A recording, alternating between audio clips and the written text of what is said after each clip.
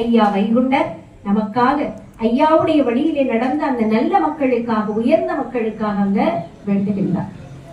அப்போது அந்த மகனை பார்த்து, கைகண்ட மணியே, என்னுடைய காரண குலமே கஞ்சே, நீ கவலைப்பட வேண்டாம், நீ என்னுடைய பிள்ளை. உனக்கு உதவி செய்த அந்த நல்ல மக்கள், அவர்களும் யார்தான்? என்னுடைய பிள்ளைகள். சாணார் என் குலங்கள்.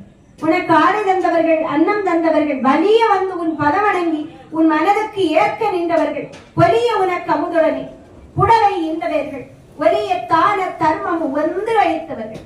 ஐயா சொல்வாங்க, சலியாமல் காசு தந்தவர்கள் உண்டான. கொடுக்குறாங்க, நிறைய பேர் கொடுக்குறாங்க. சில பேர் என்ன நினைச்சு கொடுப்பாங்க, சரி வேற வழி இல்ல, கொடுத்துதான் ஆகணும்.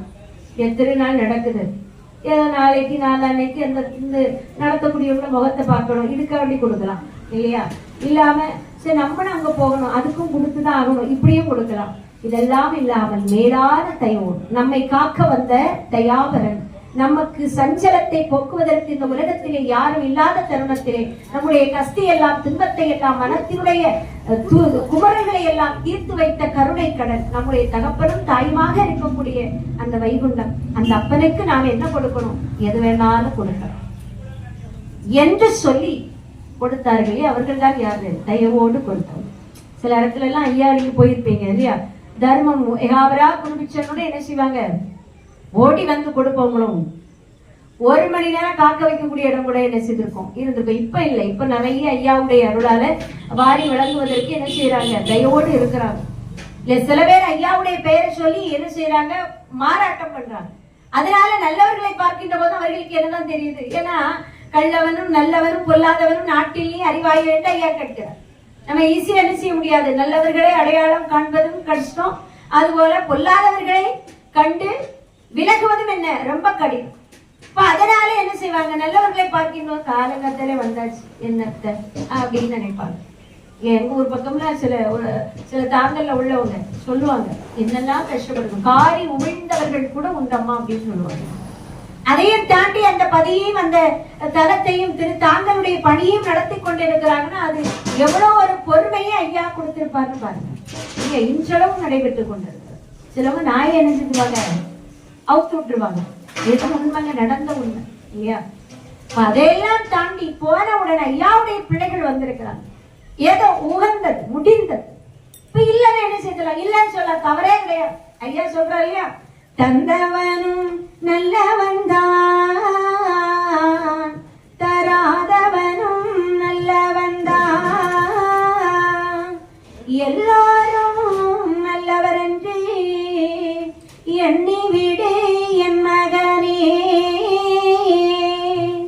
எல்லோரும் நல்லவன் தான் சொல்லியிருக்கார். ஆனா நீங்க கொடுக்கலன்னா இங்க என்ன செய்ய மாட்டாரு, இப்படி பண்ணிடுவாரோ இப்படி பண்ணிடுவாங்களோ, கேட்டாங்களே அந்த எண்ணத்துக்கே போக வேண்டாம். அப்படிப்பட்டவர் யாரு கிடையாது, ஐயா கிடையாது. மனமு வந்து கொடுக்கணும். 10 ரூபாய் கொடுத்தாலும் 1 லட்சம் கொடுத்தாலும் அதை மனம் கோணாமல் கொடுக்க வேண்டும். அப்படி ஐயா வந்து தவமிருந்து முறைகளை நடத்துகின்ற போது கொடுத்தார்கள். எப்படி?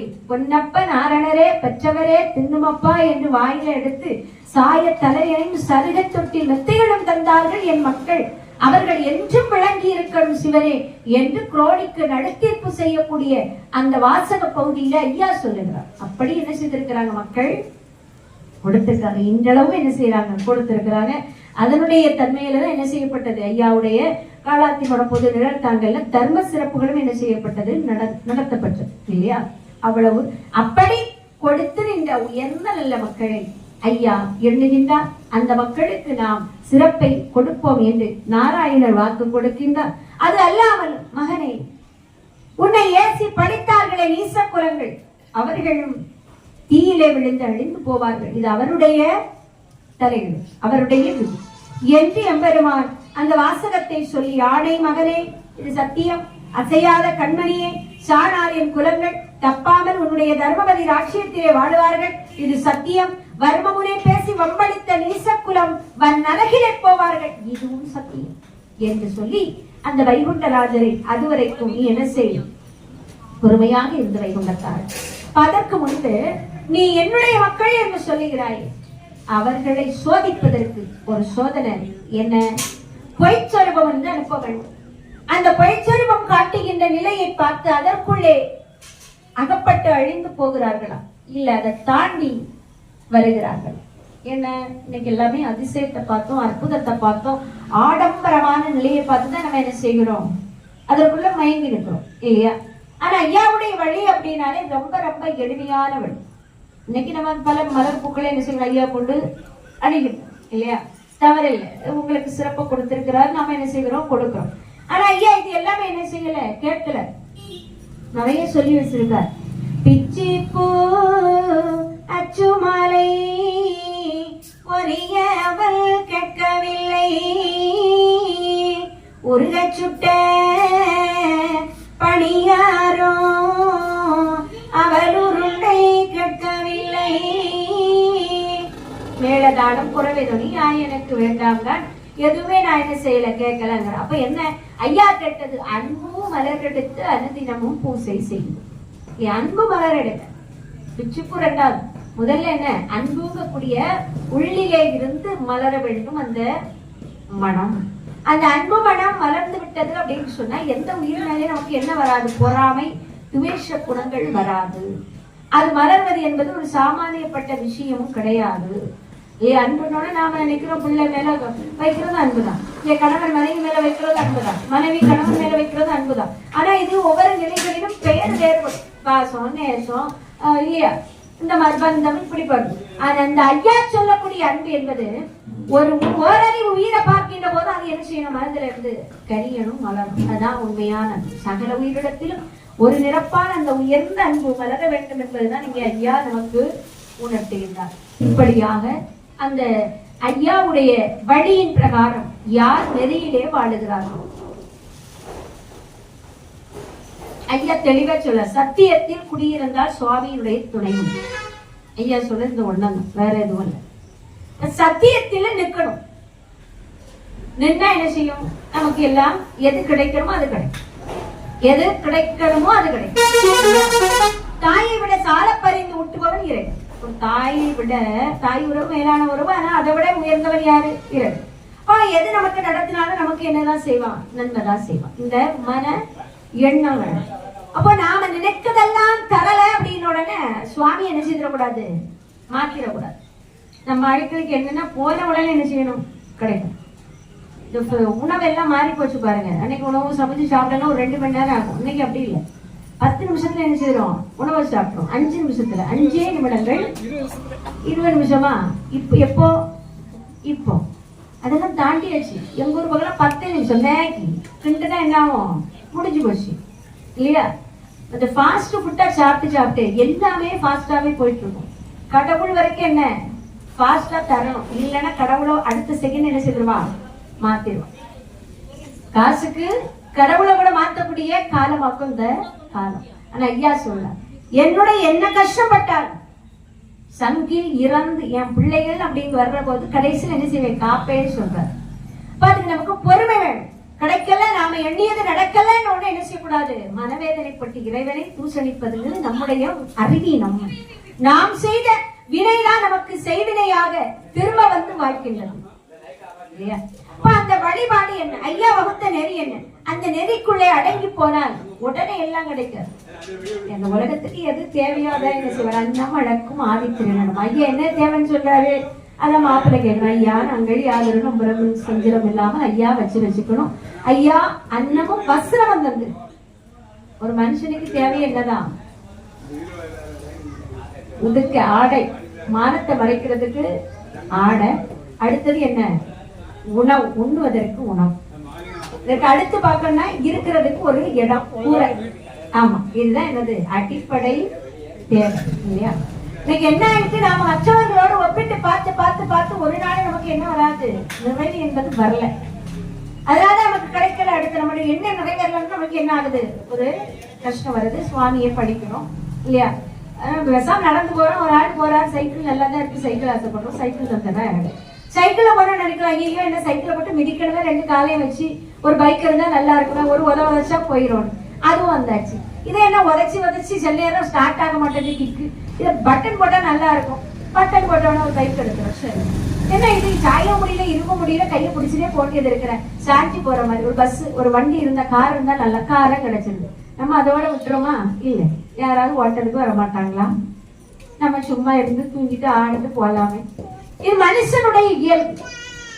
ஒரு நியதி என்று இருக்கிறது, ஒரு எல்லை என்று இருக்கிறது. இந்த நியதிக்கு உட்பட்டு நாம என்ன செய்யணும்? எப்படி என்று இல்லாமல் இப்படித்தான் வாழணும்.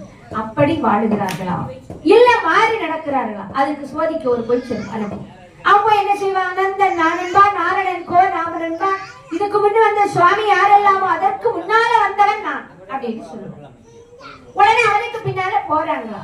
இல்ல, நீ வகுத்த வைகுண்டம் என் தகப்பன்னு சொல்லி நீ வகுத்த நெறியிலே வாழுகிறார்களா, நிற்கிறாங்களா? அதை என்ன செய்யணும்? சோதிக்கணும். அப்படி சோதித்த பின்னால நம்ம என்ன செய்யலாம்?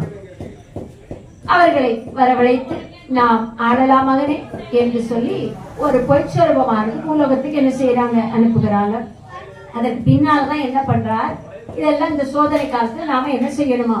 பல வேதங்கள், பல மார்க்கங்கள், பல நிலைகள் எல்லாம் உலகத்துல வந்துகிட்டே இருக்கும். இருந்தாலும் நாம் ஒன்றைப்பிடி அதை நஞ்சைப்பிடி என்பது போல என்ன செய்யணும்? உறுதியாக பிடிக்கும். சோதனை இல்லாத மனுஷனே கிடையாது. ஒரு மதத்துக்கு மாறினோன்னு அவனுக்கு கவலையே இல்லாம இருக்கானா? இல்ல அவன் சாவே இல்லாம இருக்கானா? கிடையாது. இந்த உலகத்துக்கு வந்தா கண்டிப்பா சாவி என்பது உண்டு. உலக வாழ்வதான் இல்லையா சொன்னார், பொருத்தம் இல்லைன்னு சொல்லிட்டார். நாம தான் என்ன செய்கிறோம்? மாற்றி மாற்றி மாற்றி மாற்றி பிடிச்சிருக்கோம் இல்லையா? அதுபோல நெறியிலே வாழ்ந்து பின்னாலே சோதிக்கப்பட்டு அதை தெளிந்து கொண்டோம் என்றால் ஐயா அழக்கூடிய தர்மபதியில நமக்கு என்ன உண்டு? பாக்கியம் உண்டு. பொதுவா அந்த ஆர்வம் கேட்கக்கூடிய அத்தனை உயிர்களும் அந்த வாகாத தர்ம அம்மானே வகுத்தேன் தான் சொல்றார். சாகாத தர்ம அன்பு உள்ளோர் முன் வாகாத தர்ம அம்மானையே வகுக்கின்றார். அந்த காதில இந்த செவியில இந்த ஆகமம் எழுதுறது என்றாலே நாம் யார்தான்? பாக்கியம் பெற்றிருக்கிறோம். அது யாருடைய தன்மையினால? நம்ம அருளால், ஐயா உடைய அருளால். அதுபோல இந்த அந்த சிறப்பை கொடுத்த பின்னாலே என்ன ஆகும்? வைகுண்டமே என்ன அப்படி அப்படின்னு முத்திரி செங்கோல் கொடுத்து அந்த பிரம்பு கொடுத்து சங்க கொடுக்கிறார். வானமும் பூமியும் அம்மியும் குலை போல ஆகுது. அதாவது உலகமானது ஒரு பிரளயம் ஆக்கப்பட்டு புது யுகம் தோன்றுது. ஐயா சொன்னாலே ஒரு சத்தத்துக்குள்ள ஒரு நொடிக்குள்ள நடக்கும் சொல்றாங்க. நிறைய நாள் இருக்கு, நிறைய நாள் இல்ல, கொஞ்ச நாள் தான் இருக்கு. ஐயாவுடைய தர்மயுகத்தினுடைய ஆட்சி என்ன? சிறிது நாளைக்குள்ளே. எப்படி கலியை அழிக்க முடியுமா? ஐயா சொல்றார், கண்டட்டும் நேரமோ கைதட்டும் பொழுதோ கலியன் இருப்பதெல்லாம் சிவனே ஐயா, சிந்தி கிடக்கும் மயிர் பந்து முடிந்து விட்டான் தீமை அழிந்து போவே சிவனே ஐயா, நீட்டி நோடிக்கும் முன்னே கலியழித்து வாவென்று நீயும் விடை தந்தாயே சிவனே ஐயா. ஒரு நொடிக்குள்ளே என்ன செய்யறாரு? இந்த உலகத்தை அழிக்க வல்லமை கொடுத்திருக்கிறார். அப்படிப்பட்ட அந்த வைகுண்டர் தர்மயுகத்தை ஆழ்வது இதுதான். ஒரு சன பொழுது நடக்கும் எப்போ பார்த்துக்கலாம். ஒரு ஜென்மம் எடுத்து வரலான்னு என்ன செய்யக்கூடாது? நாம் வாழக்கூடாது என்பதற்காக இதை சொல்றார். இத்தனையும் சொல்லி பின்னாலே அண்டார் உலகம் வரை அசத்து முடிக்கின்றது புதிய உகத்துக்காக. இவையெல்லாம் நல்ல உயிர்கள், நல்ல பட்சிகள், பறவைகள், தர்மயுகத்துக்கேற்ற விருட்சங்கள், அதாவது மரங்கள், இன்னும் புது வாயு, புது வருணன், இப்படிப்பட்ட அவைகள் எல்லாம் வருது. நல்ல மக்களுக்கு 4 வரம் கொடுத்து அழியாத தர்மயுக பௌசை ஐயா அருளுகின்றார். அதற்கு முன்பதாக இன்னொரு வேலை நடக்கிறது. என்ன சம்பவம்? எப்படி நல்லவர்களுக்கெல்லாம் தர்மயுக வாழ்வோம், அதுபோல பொல்லாத வேலைன்னு இந்த உலகத்துல இருக்கிறாங்க. எப்படியும் வாழலாம் அப்படின்னு இப்படித்தான் ஒரு நெறி இருக்கிறது இல்லையா? அது அல்லாது எப்படி வேணும்னாலும் வாழலாம். இந்த பொல்லாத வேல்களை இந்த குரோணியினுடைய கொடி வடிவந்த பேர்கள், அவர்களுக்கும் இங்க ஒரு நடுத்தீர்ப்பு என்பது இருக்கிறது. வைகுண்டருக்கு இருக்கிற போது நடுத்தீர்ப்பு இருக்காதா? வைகுண்டருக்கு ஒரு சாட்சியம் விசாரிச்சாங்க இல்லையா? இங்க அந்த குரோணிங்க கொடிய அந்த வடிவழியாக வந்த அந்த மூல உயிர் அவன் தான் குரோணி. அவனுடைய துண்டம் 6. அந்த ஒவ்வொரு துண்டமும் என்ன செய்தது? ஒவ்வொரு இடத்துல ஒவ்வொரு அசுரர்களா வந்தான் இல்லையா? அந்த உயிரை முன்னிறுத்தி எம்பெருமான் உத்தரம் கேட்கக்கூடிய பகுதி வருது. அதுக்கு முன்னால கற்றை கங்கை ஆளுக்கு கரியோர் விடை கொடுக்கிறார். நீ என்ன செய்? ஆகாதது எல்லாம் ஆழிதனை வரித்து வண்ணரகிலே தள்ளிவிடு. சுத்த யுகத்தை சுத்தி வருது. கடலுக்கு கங்காதேவிக்கு என்ன செய்கிறார் ஐயா? உத்தரவிடுகிறார். ஆகாததெல்லாம் அரிச்சு நரகத்துல போடணும். பையா என்ன செய்யல? தள்ளல. தன்னாலேதான் நரகத்துக்கு போகக்கூடியதா தன்னால போக்கடிக்கிறார். அதாவது இந்த இதன் மூலமா என்ன சொல்ல வர்றாருன்னா, அவரவர் செய்யக்கூடிய வினை மூலமாக அவரவர் போய் நரகத்துல விழ வேண்டியது. இதுல யாருமே என்ன செய்யல. ஐயா கலியளித்த முறையே அப்படிதான். இதுக்கு முன்புள்ள ஒவ்வொரு யுகமும் அசுரர்களை முன்னால நின்று என்ன செய்கிறார், பானத்தாலோ வேலாலோ மற்ற ஆயுதங்களாலோ கொல்றார். ஆனா அந்த கலியில என்ன செய்யல ஐயா, ஆயுதத்தை வச்சு அடிக்கவே இல்லை. அந்த கலி மாசி என்ன முடியுங்க, தன்னாலே போய் எங்க விழ வேண்டியதுதான், அவர்களுடைய புத்தியின் காரணமாக நரகத்தில் விழ வேண்டியது. அப்ப அது போல ஆகாததெல்லாம் அரிச்சு வந்ததுல முதன்மை அங்க யார் இருக்கா, குரோணியுடைய உயிர், கொடிய உயிர் வந்து நிற்கின்றார். அப்போது எம்பெருமான் முத்தன் ஹரிநாதன் முன்னுரைத்த நீசன் என்று அறியப்படக்கூடிய குரோணி அவன் உயிரை கொண்டு வந்து முன்னிறுத்தி, சோழிதப்பாவி சொல்லடா உத்தரம், 7 பிறவி உன்னை இதுவரைக்கும் செய்தேனே, வாழென்று சொல்லி வரம்களை எல்லாம் அருளினேனே, இந்த கலியிலே நான் இறப்பனை போல் வந்திருந்தேனே, வெறி பேயை எடுத்து கலியளிப்பதற்காக மக்களுக்கு சகல நோய்களை தண்ணீராலே புண்ணியமாக தர்மமாய் அல்லவோ தீர்த்து அருளி இருந்தேன். அப்படி இருக்கின்ற போது நீ வந்து என்ன அடிச்சாயப்பா, எதற்கு அடிச்ச, ஏன் அடிச்ச, உனக்கு எனக்கு என்ன என்று அவனுடைய முந்தைய பிறவிகளை எல்லாம் அப்படி தூசி தட்டி கேட்கிறார். எனக்காவது பதில் சொன்னானா அப்படின்னா ஒன்னும் சொல்லல. அது என்ன என்ற விவரத்தை தொடர்ந்ததாவது எப்படி தன்னம் தன்னாலே கலியடிக்கின்றார் என்கின்ற சூத்திரம் இங்கே அருளப்படுகின்றது. அதை குரோனிக்கு நடத்திப்பாக நாம் அறிந்து கொண்டிருக்கிறோம். அதை தொடர்ந்து நாம் அறிவோம். குரோனி அவன் உயிரை கொண்டு வந்து முன்னிறுத்தி, சோனித பாவி சொல்லடா உத்தரங்கள், 7 பிறவி இருவரையும் செய்து உன்னை வாழும் என்று வரமருளி பார்த்தேனே, இக்கலியில் நானும் இறப்பனை போல் வந்திருந்து மிக்க உலகறிய வெறி பெயல்